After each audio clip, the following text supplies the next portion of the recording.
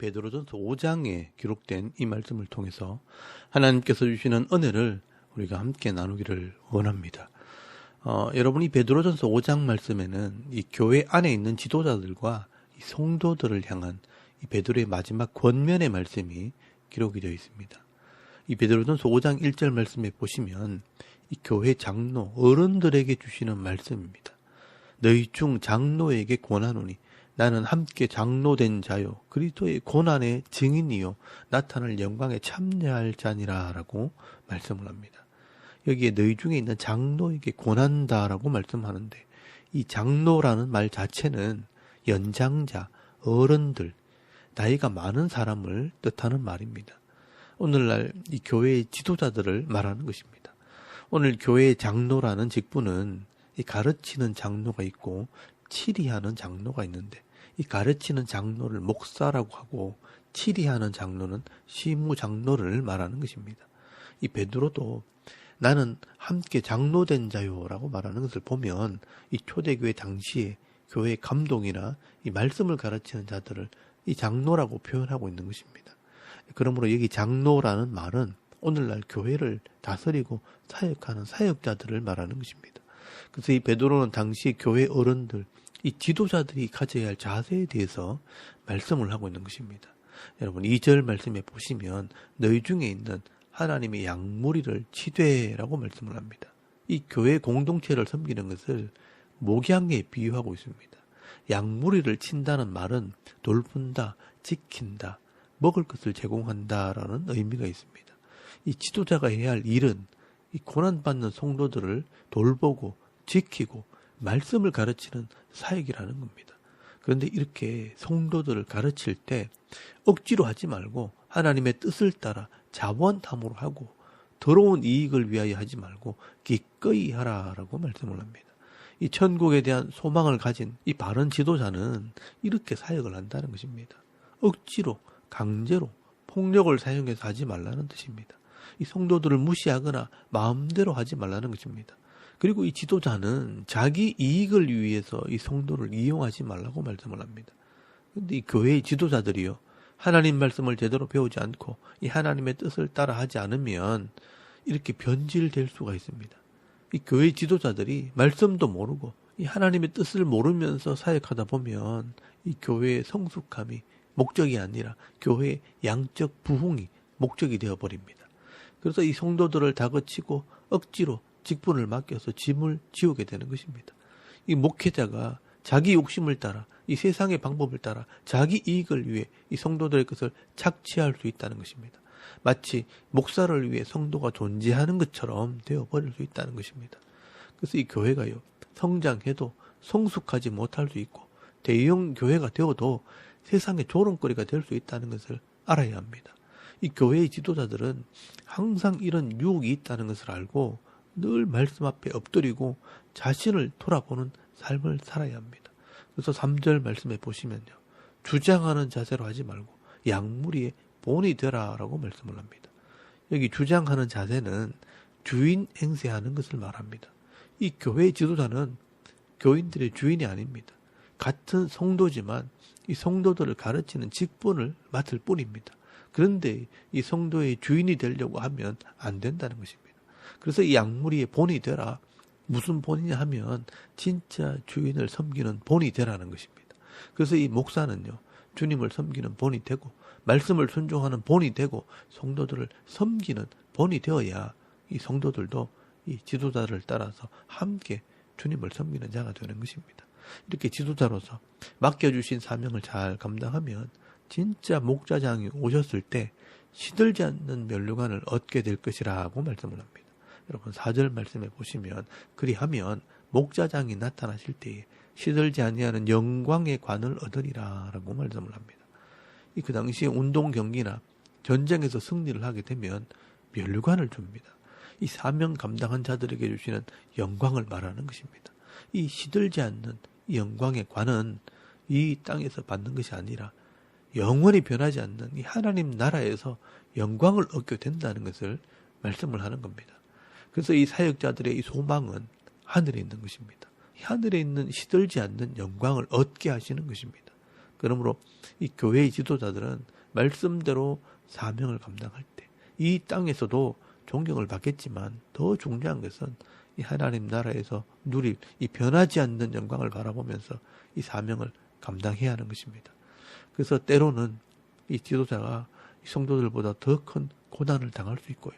또 성도들 때문에 많은 고통을 당할 수 있지만 그것 때문에 실망하지 않고 좌절하지 않는 이유는 장차 하늘에서 받게 될 이 변하지 않는 영광을 바라보기 때문입니다.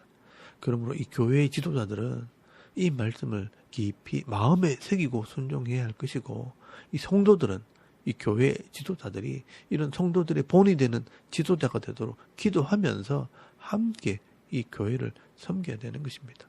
오늘도 사역자든 이 성도든 간에 이 하늘의 산 소망을 가진 자로서 내게 주신 이 직분과 이 사명을 잘 감당할 수 있는 그런 은혜가 있기를 바랍니다. 그리고 5절 말씀부터는 이 성도들에게 주시는 권면의 말씀입니다.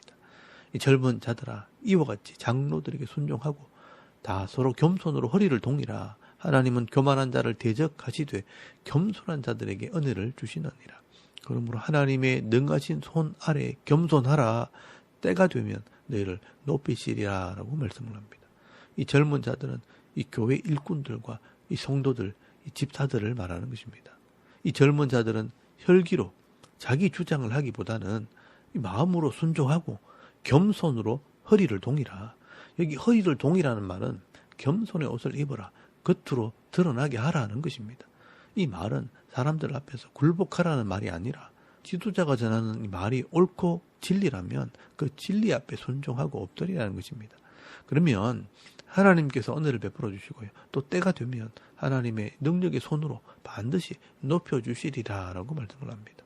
말씀이 옳기 때문에, 이 말씀이 진리이기 때문에 그 말씀 앞에 겸손히 엎드리면 하나님께서 은혜를 베풀어 주시는 것입니다. 그리고 때가 되면 반드시 높여주시는 것입니다. 그러므로 이 교회는요, 주님 오실 때까지 이 사역자든지 성도이든지 내게 주신 이 직분을 따라 함께 주님을 섬기면서 이 땅에서 함께 복을 받는 것입니다. 저와 여러분도 이 자신의 직분을 따라 이 땅에 있는 동안 진리의 말씀을 따라 이 교회와 가정과 직장을 섬길 때 함께 복을 받고 함께 영광을 누리는 그런 사역자들과 성도들이 다 되실 수 있길 바랍니다. 그리고 7절에서 11절까지의 말씀에는 이 성도들에게 영적인 싸움에서 승리할 것을 권면하게 됩니다. 이 성도가 믿음으로 살다 보면요, 반드시 내가 감당하지 못할 어려운 문제들이 생기게 됩니다. 그래서 염려를 하게 됩니다. 내가 감당할 수 있는 일이라면 염려하지 않겠지요. 그러나 내가 감당하지 못할 일이 생길 때 어떻게 해야 되는가? 그 문제를 주님께 맡기라고 말씀을 합니다. 우리가 인생을 살다 보면 반드시 내가 감당하지 못할 이 문제를 만나게 되어 있습니다. 그때 주께 맡기는 믿음이 필요한 것입니다. 여기 주께 맡긴다는 것은 주께 던져버린다라는 뜻입니다. 이것이 믿음입니다. 하나님께 던져버리면 하나님께서 돌보신다. 하나님께서 맡아 해결하신다는 것입니다. 여러분 빌립보서 4장 6절 말씀에도 보시면 아무것도 염려하지 말고 다만 모든 일에 기도와 간구로 너희 구할 것을 감사함으로 하나님께 아뢰라. 그리하면 모든 지각에 뛰어나신 하나님의 평강이 그리스도 예수 안에서 너희 마음과 생각을 지키시리라 라고 말씀을 합니다. 이 세상의 염려를 하나님께 맡기는 방법이 뭐냐? 기도와 간구로 하나님께 아뢰는 것입니다. 그러면 모든 것을 아시는 하나님께서 우리 마음에 평강의 마음을 주신다라고 말씀합니다. 여러분 문제가 생겼을 때 내 생각 속에서 염려하지 말고 미리 감사함으로 하나님께 아뢰시기를 바랍니다. 기도로 맡겨버리면 하나님께서 우리 마음을 지켜주시는 것입니다. 여전히 문제는 있지만 이 내 마음을 평강으로 지켜주시게 될 때 어려움을 잘 견딜 수 있게 되는 것입니다. 오늘 저와 여러분이 이런 평강의 복을 받아 누릴 수 있는 그런 은혜가 있기를 바랍니다. 그리고 이 하늘의 소망을 가진 자들이 영적인 싸움을 만났을 때 반드시 이겨야 할 것을 말씀을 합니다. 여러분 8절 말씀에 보시면 근신하라 깨어라 너희 대적 마귀가 우는 사자같이 두루 다니며 삼킬 자를 찾나니 너희는 믿음을 굳건하게 하여 그를 대적하라. 이는 세상에 있는 너희 형제들도 동일한 고난을 당하는 줄 알미라 라고 말씀을 합니다. 이 땅에 생기는 모든 이 죄의 문제와 이 고난의 문제 뒤에는요, 항상 이런 영적인 문제들이 있다는 것입니다. 사탄이 우리를 괴롭힌다는 것입니다. 그래서 이 마귀가 사람들이나 환경을 통해 성도들을 삼키려고 때로는 큰 핍박과 환난으로, 때로는 유혹과 시험으로 우리를 넘어들려고 한다는 것입니다. 그럴 때 우리 성도들은 영적인 분별력이 있어야 되는 것입니다. 사람을 보고 환경을 보는 것이 아니라 그 뒤에 있는 영적인 존재를 보라는 것입니다. 마귀가 우리를 괴롭히고 우리를 시험할 때, 우리를 넘어뜨리려고 할 때 이 마귀를 대적하는 마음이 있어야 된다는 것입니다. 여러분, 그게 믿음이라는 것입니다. 그래서 근신하고 깨어서 정신을 차리라. 여기 정신을 차리라는 것은 세상에 취해 있지 말라, 술에 취해 있지 말라는 뜻입니다. 그래서 이 정신을 차리고 마귀를 대적하라. 여기 대적한다는 말이 중요한 말입니다. 이 대적한다는 말은 같은 편에 서지 말라는 뜻입니다. 마귀와 반대편에서 대항하라는 뜻입니다. 내 힘으로 영적인 문제인 이 마귀를 대적해서 이길 수 없습니다. 내 속에 있는 죄와 욕심을 내 힘으로는 이길 수 없습니다. 그래서 이 마귀의 반대편에, 이 하나님 편에, 말씀의 편에 서야 한다는 것입니다. 그러므로 이 악한 자를 만났을 때 똑같이 악한 자의 편에 서면 안 되는 것입니다.